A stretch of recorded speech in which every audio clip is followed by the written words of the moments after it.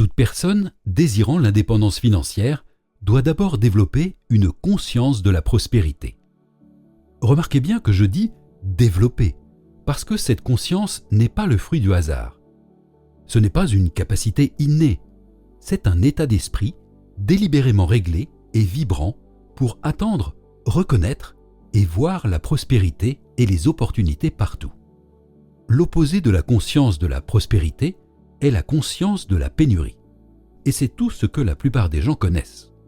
La conscience de pénurie s'attend à ce que le manque et les limites soient reconnus, et elle les voit partout, comme des panneaux indicateurs sur une route qui semblent ne mener qu'au manque, à la pauvreté et aux temps difficiles.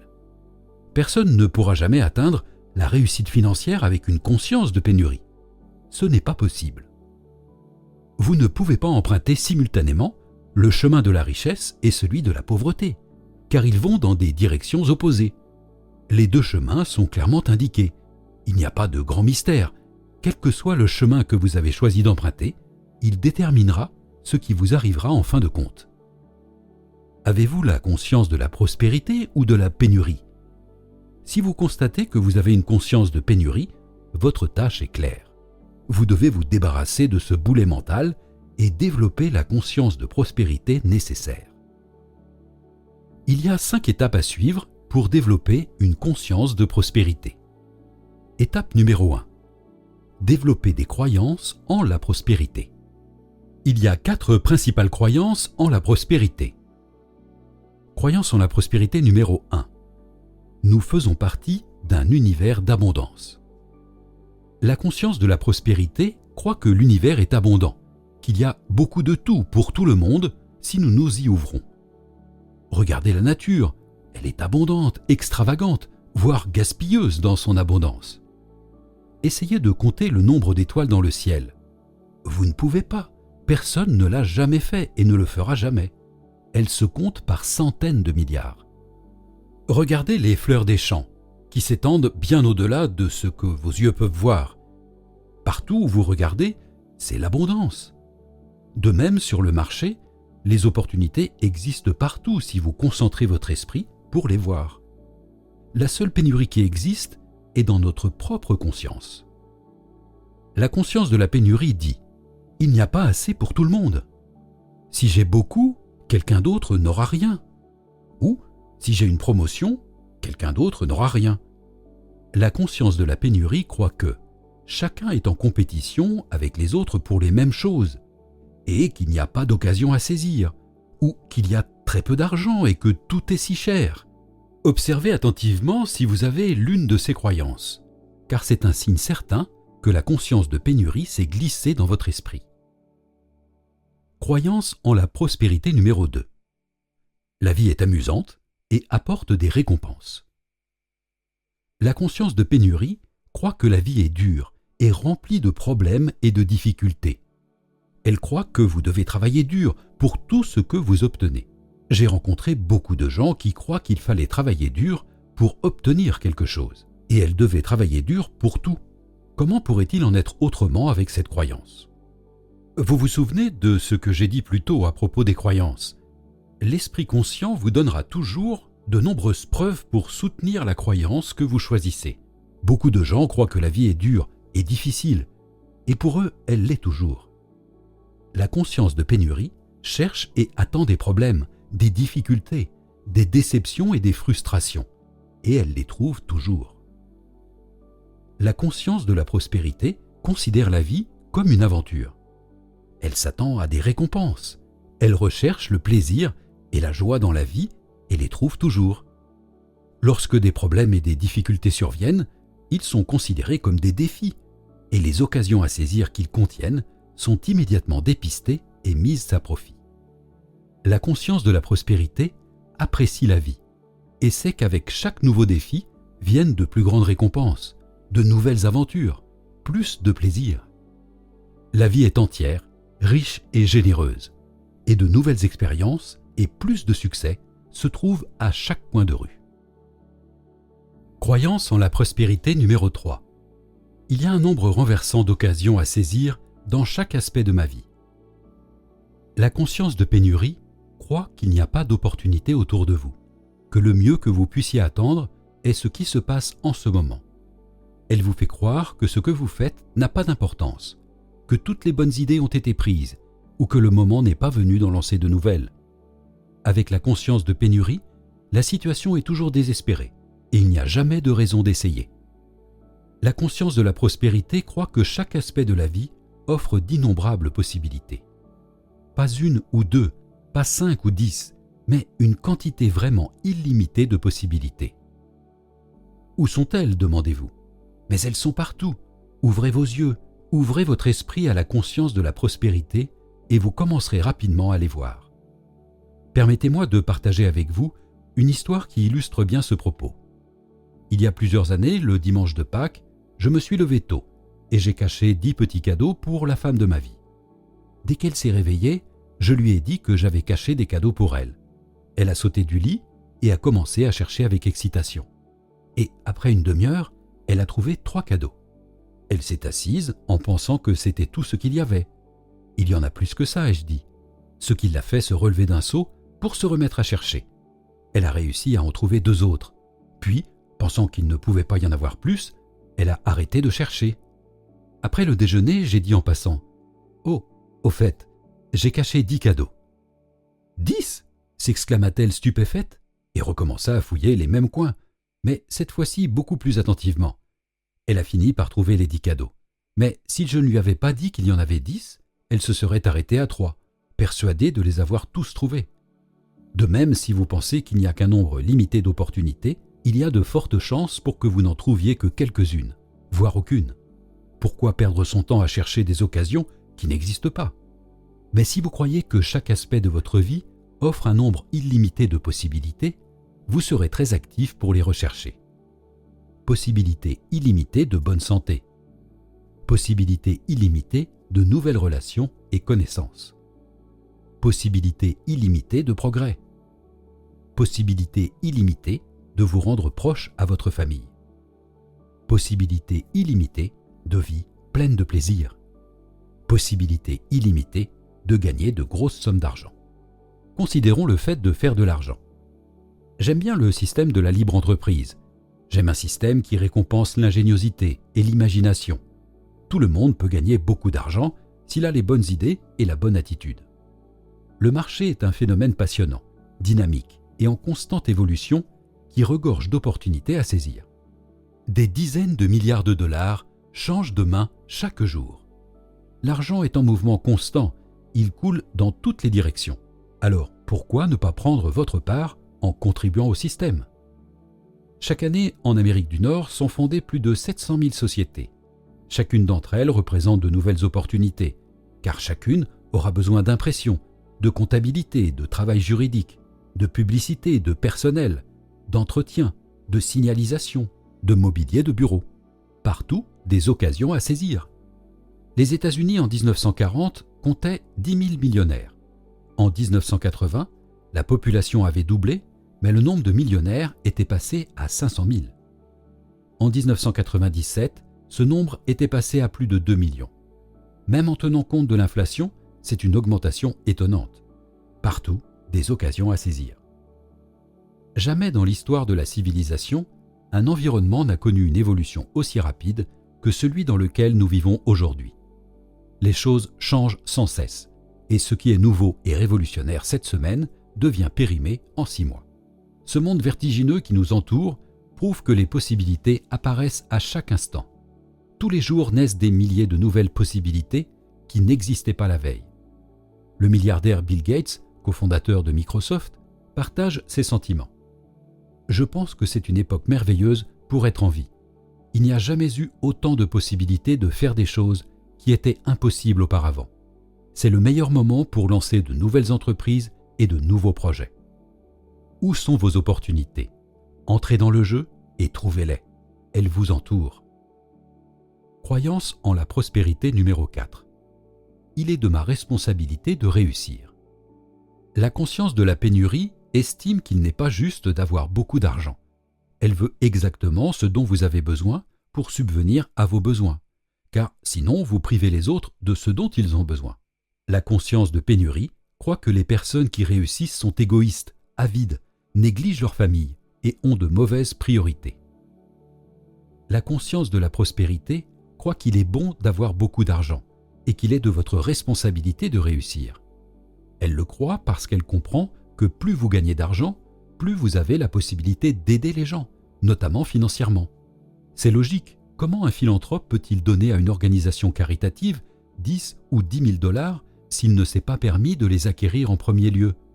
Il y a beaucoup de moyens d'utiliser l'argent pour le bien des gens. Profitez de votre prospérité et aidez les autres à prospérer également. Lorsque vous êtes prospère, vous pouvez donner à de nombreuses organisations caritatives, aider vos amis, donner aux moins fortunés, créer une immense quantité d'énergie financière et la diriger où vous le souhaitez. Votre devoir et votre responsabilité sont de réussir, de gagner beaucoup d'argent et d'aider les autres à prospérer également. La première étape de la construction d'une conscience de prospérité consiste à imprimer les 4 croyances de prospérité dans votre subconscient. 1. Nous faisons partie d'un univers d'abondance. 2. La vie est amusante et apporte des récompenses. 3. Il y a un nombre renversant d'occasions à saisir dans chaque aspect de ma vie.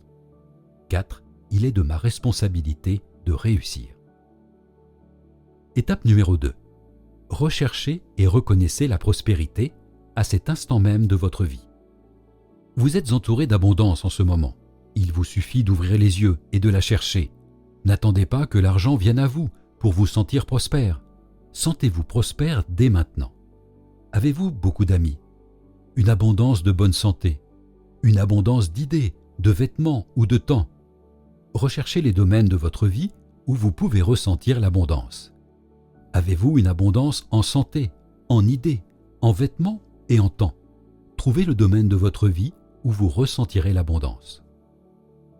Comment j'ai programmé mon esprit sur la prospérité et suis devenu riche?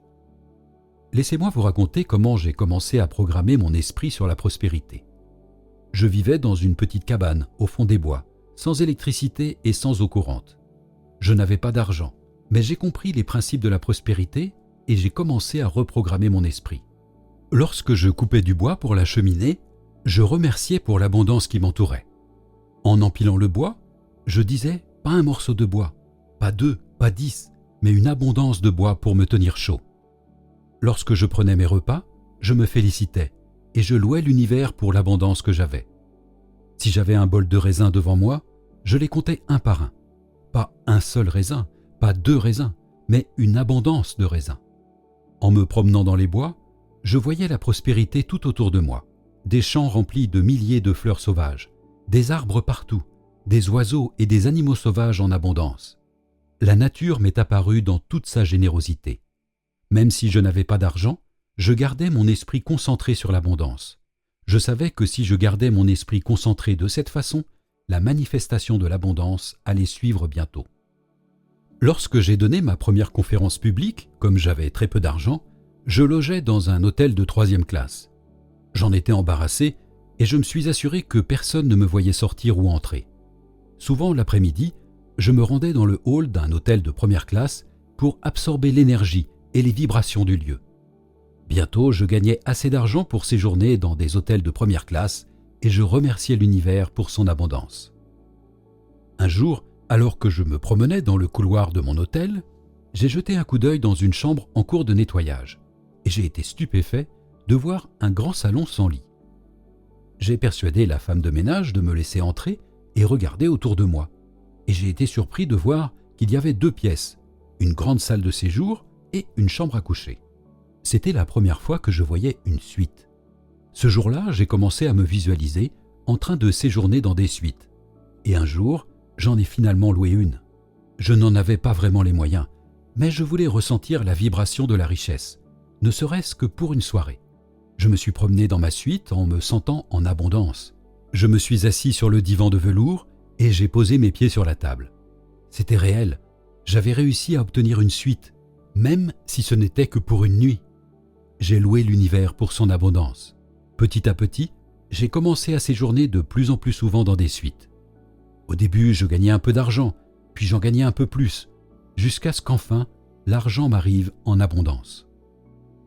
Napoléon Hill, mentor financier de nombreux grands hommes, s'est un jour exclamé : Lorsque l'argent commence à couler à flot, il coule si vite et en si grande quantité qu'on se demande où il se cachait toutes ces années de misère.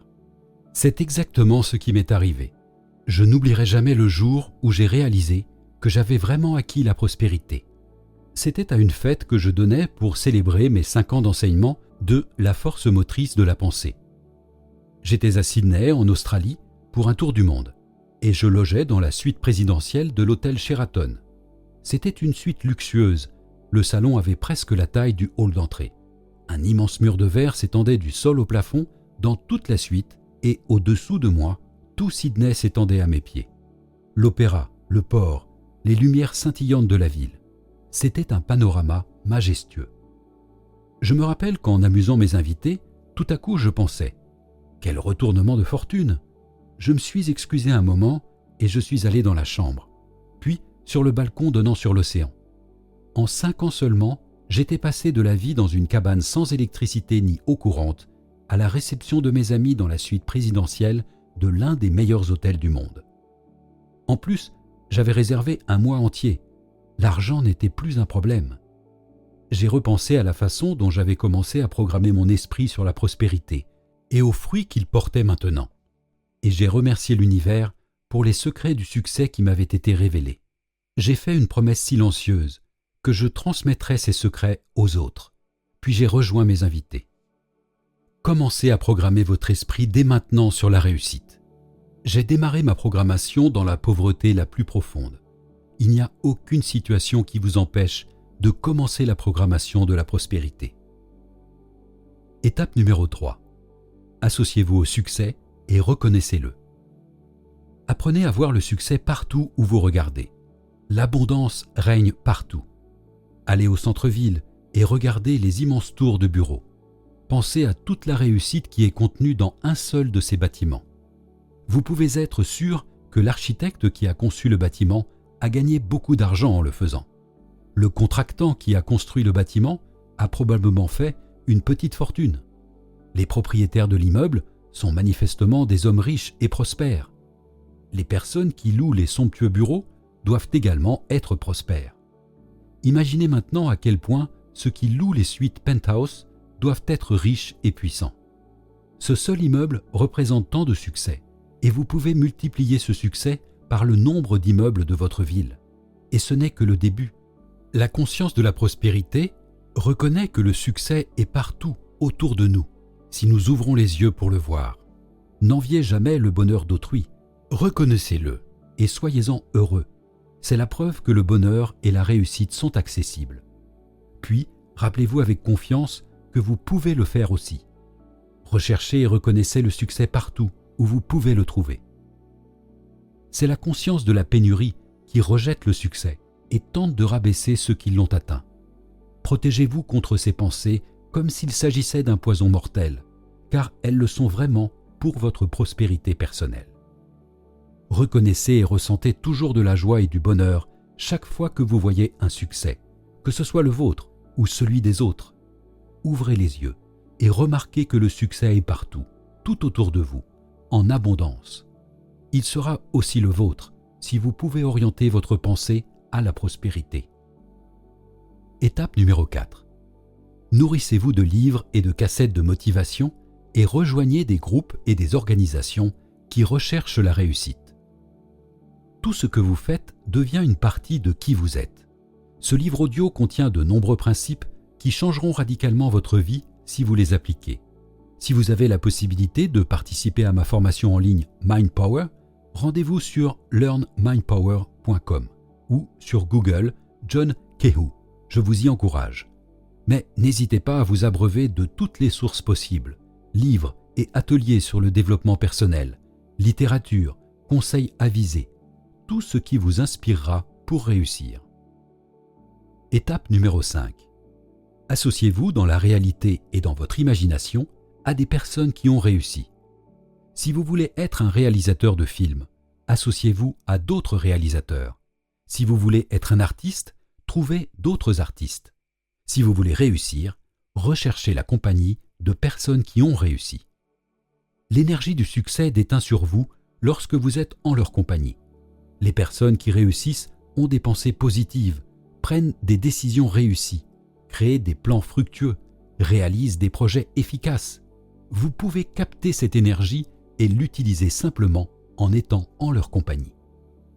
Votre responsabilité est de réussir. Vous devez comprendre profondément que le fait d'avoir ce que vous voulez dans la vie contribue à l'état général du bonheur humain et aide les autres à créer le succès pour eux-mêmes. Le succès n'enlève jamais rien aux autres, mais il crée plutôt le succès pour les autres et les aide. Plus une économie est prospère, plus il existe d'opportunités pour chacun.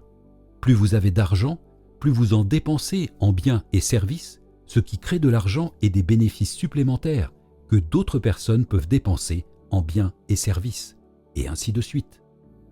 Lorsque les personnes qui réussissent aident les autres, elles sont un exemple pour tous, et leur succès déteint sur tout le monde.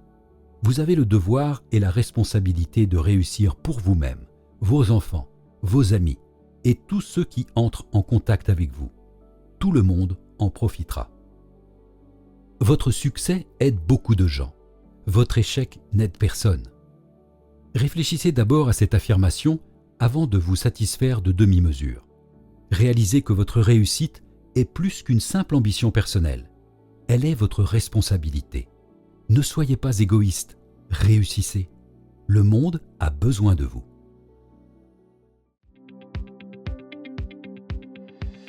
Chers auditeurs, nous espérons que vous avez aimé ce livre. Vous pouvez écouter la version intégrale du livre en suivant le lien dans la description.